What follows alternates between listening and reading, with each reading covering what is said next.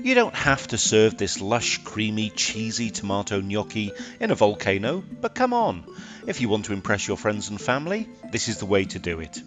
The gnocchi dish itself is gorgeous on its own, and such a reasonable price to make, it's a great weeknight dinner. However, when served in a loaf, topped with cheese and baked, it makes for a theatrical and easy to make centrepiece as a dinner party starter. So here she blows! Oh, wait, isn't that something to do with Wales? Here's the ingredients list. I'll put a copy of these down in the comments below so you can copy. Well, that's quite enough with the cetacean jokes. Let's add the olive oil to the pan on a medium heat, add the onion and fry just to make translucent, don't brown them. We can now add the garlic and fry for about 30 seconds or so just to cook it out.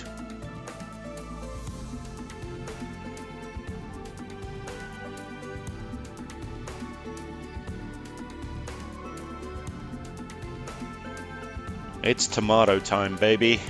So we can add both the canned chopped tomato and the passata.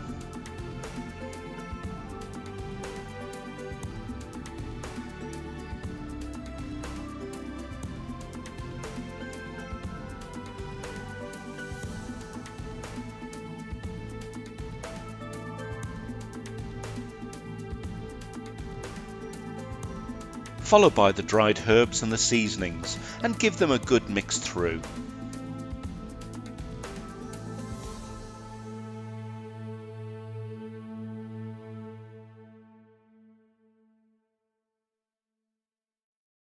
Let's put the lid on with a little gap and turn the heat down, and we'll let it gently bubble away for about 30 minutes.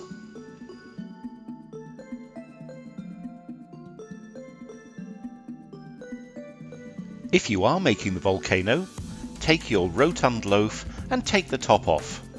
That's the bread's top, not yours. No bare chest cooking here, please. Think of the splashes. Cut out the centre, leaving the edge, and using your hands, scoop out the centre without piercing the bottom or the sides. It is essentially a soup bowl after all.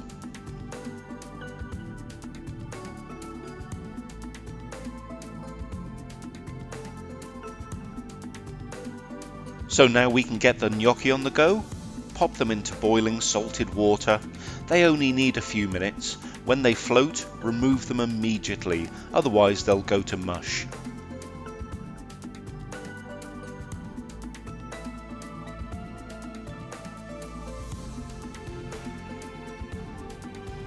Now back to the tomato sauce. Give it a taste and add some extra seasoning or sugar if it's needed to balance the flavour. Then we can add the basil leaves.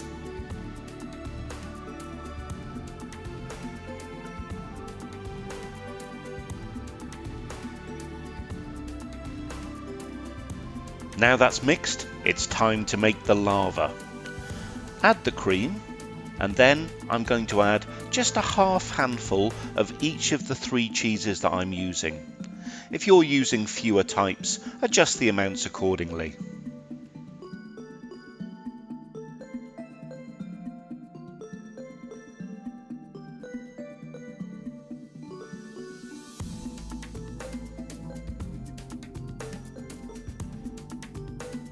The colour goes a beautiful salmon orange.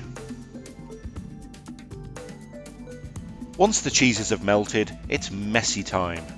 Add enough of the sauce, to generously coat the gnocchi. Mix them gently so as not to damage those little potato balls.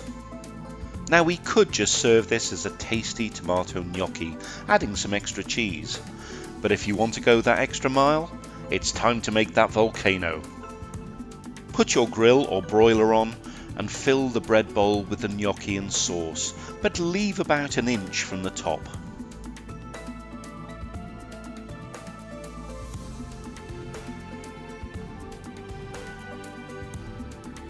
And the angry inch will be filled with cheese, finishing off with the parmesan, which will colour differently with the heat.